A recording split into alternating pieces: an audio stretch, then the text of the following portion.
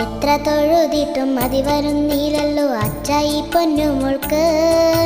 മനമാകെ ആനന്ദം കൊണ്ടെന്റെ കണ്ണിലും കണ്ണുനീർ വന്നുവല്ലോ. പാഠങ്ങളെല്ലാം എളുപ്പമായി തീർത്തിടാൻ പ്രാർത്ഥിച്ചിടേണം മോളെ. വ്യാധികളൊന്നും വരുത്തല്ലേ എന്നും നീ തൊഴുതു പറഞ്ഞിടണം. ഭക്തിയോടെന്നും ആ നാമങ്ങൾ ചൊല്ലിട്ട് പാദം വണങ്ങിടുമ്പോൾ ചിത്തശുദ്ധിയോടെ ജീവിക്കുവാനും അനുഗ്രഹമേകുമല്ലോ.